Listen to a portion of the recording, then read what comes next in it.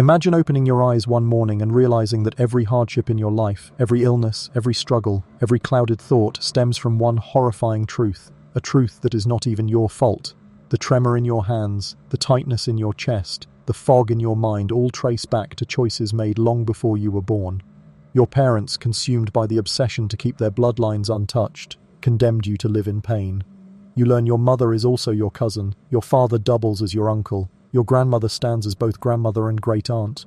The family tree doesn't spread outward, it curls inward, a suffocating vine choking itself. You are not the result of love, but of a cold calculation, a breeding experiment crafted to protect wealth and thrones, with no thought for the human lives it destroyed.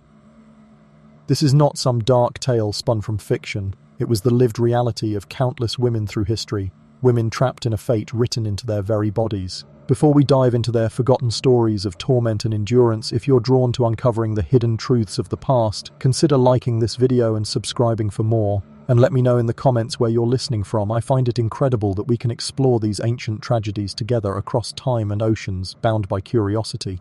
To understand these women's suffering, we must first grasp the twisted logic that created it. For centuries, Europe's royals believed that marrying only within their own families would preserve their divine right to rule. They saw their blue blood as sacred, superior to commoners, sanctified by God. By the 1500s, nearly every royal house of Europe had become one massive, interlinked family. Cousins, wedding cousins, uncles with nieces, brothers with sisters, all producing heirs meant to govern empires. What they failed to understand, or perhaps refused to admit, was that they were engineering a genetic disaster, one that echoed like a curse across generations. No dynasty embodied this ruin more perfectly than the Habsburgs of Austria and Spain. Their unspoken motto could well have been, "Let others wage wars, you, happy Austria, marry." But their unions weren't happy. They were orchestrated genetic gambles, each one tightening the noose of inherited deformity. Out of this came some of history's most tragic souls. Our first story begins in Vienna, 1634.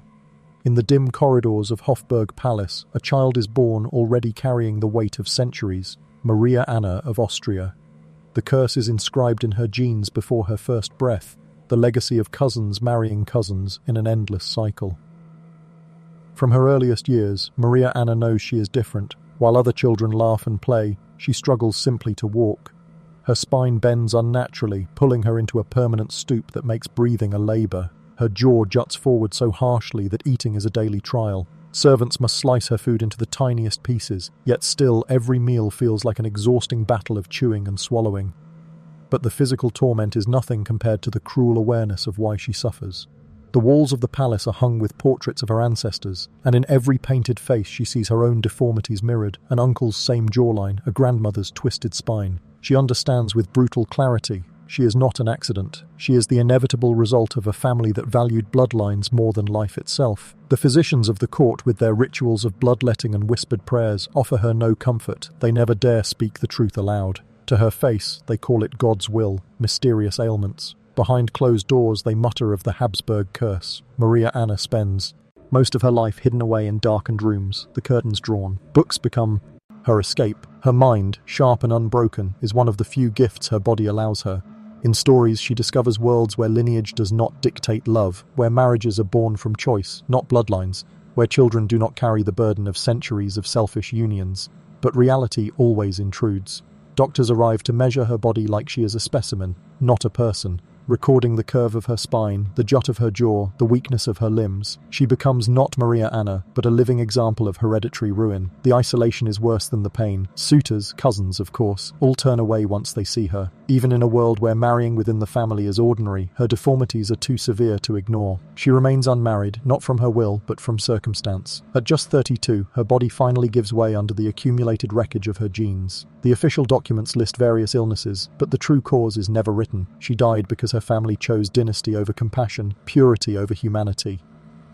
From Austria, our path leads us to Spain, and to one of history's most tragic women, Joanna of Castile, remembered cruelly as Juana la Loca, Joanna the Mad.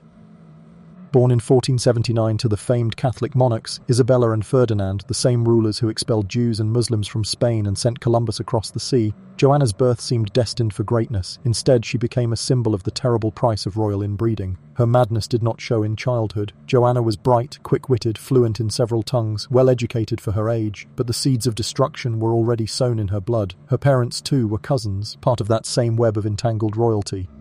The cracks began after her marriage to Philip the Handsome of Burgundy, a political arrangement meant to fortify Spain's power, but their union turned into a psychological battlefield. Philip was cold, manipulative, endlessly unfaithful. Joanna responded with obsessive devotion, a love so intense it was branded as insanity. But was it truly madness? Or was it the natural reaction of a woman cornered in an impossible cage, genetically burdened, politically trapped, emotionally betrayed?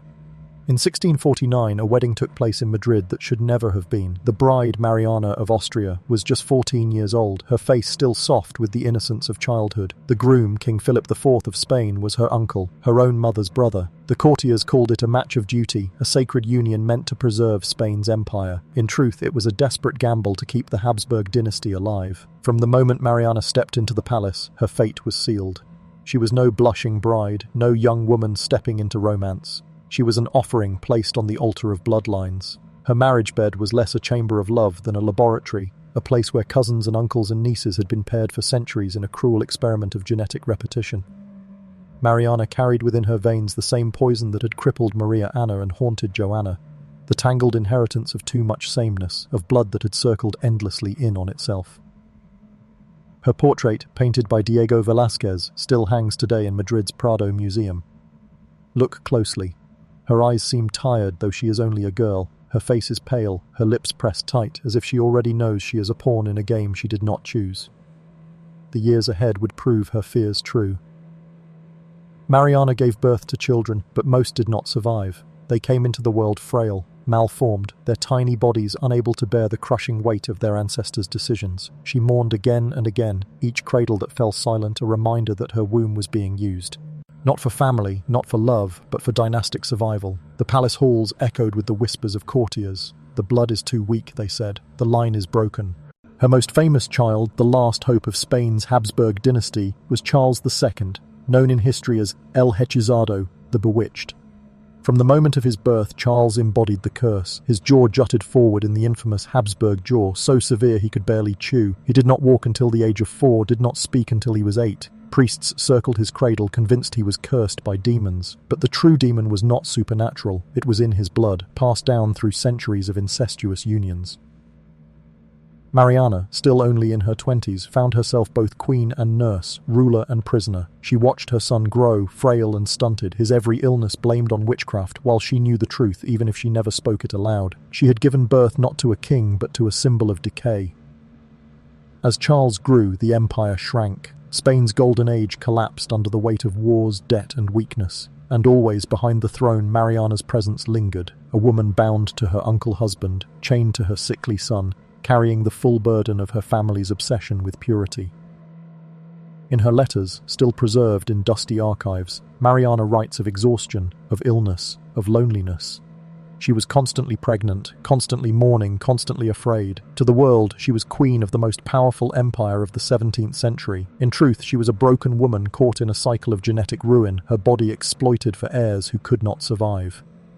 When Philip IV died, Mariana became regent for her young son, but the regency brought no peace. Factions at court mocked her, foreign ambassadors called her weak, her own councillors whispered that her son was not fit to rule. She sat at council tables surrounded by men who bowed to her in public and plotted against her in private. And yet, through all this, Mariana endured. Her life was a testament no to strength, but to survival, endurance in the face of a fate she could never escape. She died in 1696 at the age of 61, having outlived her cursed son by 6 years.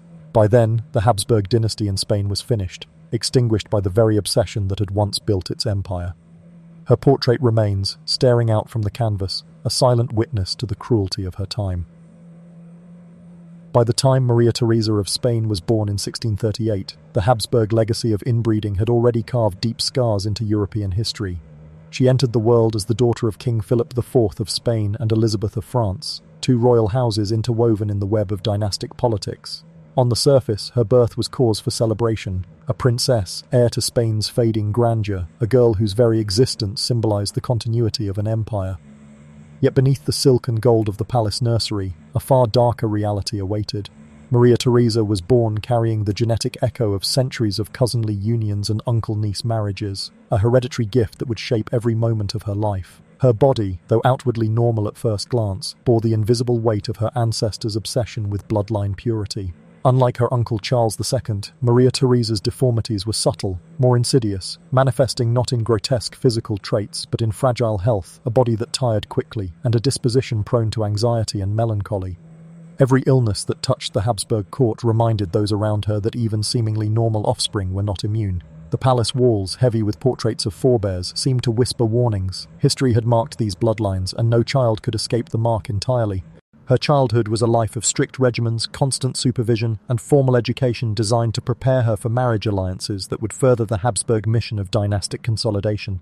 Tutors drilled her in languages and courtly etiquette, yet no one taught her how to navigate the unspoken fear that she was, in truth, a product of calculation rather than love. Her parents, Philip IV and Elizabeth, were polite and distant, tied more to protocol and political strategy than to maternal or paternal warmth. At 16, Maria Theresa became the pawn of one of Europe's most ambitious political gambits. She was married to Louis XIV of France, the Sun King himself, in 1660. The union was designed to end decades of rivalry between the Bourbon and Habsburg houses, cementing a fragile peace. On paper, it was a brilliant arrangement. In reality, it was a union dictated entirely by the politics of inheritance and the weight of bloodlines. Love was not considered, consent was irrelevant. Maria Theresa's life, like those of her forebears, was a tool wielded for power. The young Queen of France arrived in Versailles to a court that glittered with wealth but seethed with intrigue. Every step she took was scrutinized, every word measured for diplomatic meaning. Her presence was as much a symbol as a person, a living bridge between two great dynasties. Yet behind her composed exterior, Maria Theresa carried a quiet but persistent fear that the inbred curse that haunted her family might not spare her children.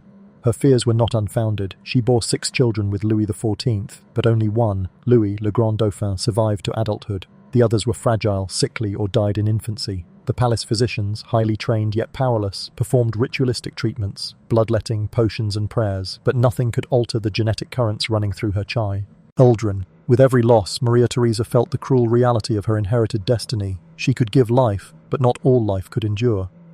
Yet Maria Theresa's life was not merely defined by tragedy. She demonstrated extraordinary resilience in a court that was as political as it was treacherous. She endured years of scrutiny, of isolation within the gilded halls of Versailles, and of knowing that her husband, Louis XIV, loved neither her body nor her bloodline for what they were. He admired her only insofar as she served the dynastic machinery.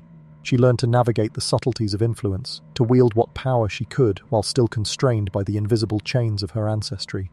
The psychological toll of her lineage was immense. Unlike her more visibly deformed Habsburg cousins, Maria Theresa's suffering was hidden beneath a serene face and graceful composure.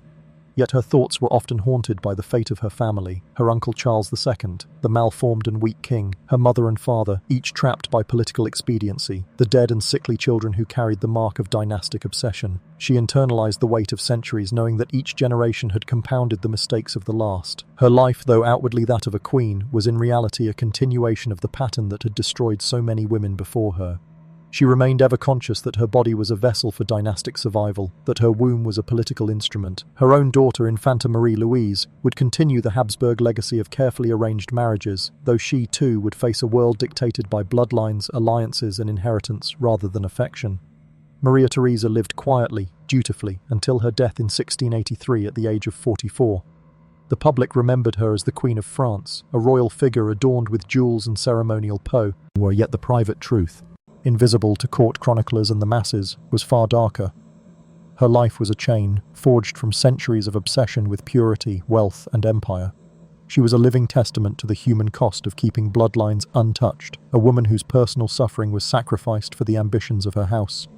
Through the stories of Maria Anna, Joanna of Castile, and Maria Theresa of Spain, a pattern emerges, a chilling lesson of what happens when power is prioritized above humanity, when dynasties value blood over life, and when women are reduced to vessels for political continuity. These were not isolated tragedies. They were the inevitable consequence of centuries of carefully calculated marriages, of a world where genetic inheritance was considered more important than the health, happiness, and autonomy of individuals.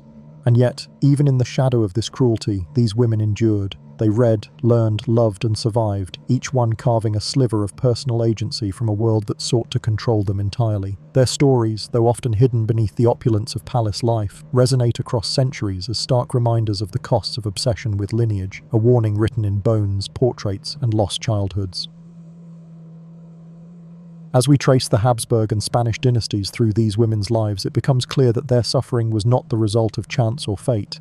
It was engineered, inherited, and inescapable. And yet, it is their endurance, their ability to live, think, and bear witness, that allows us to confront these dark chapters of history, to understand how power, pride, and obsession can shape not just empires, but the very bodies of those born to serve them.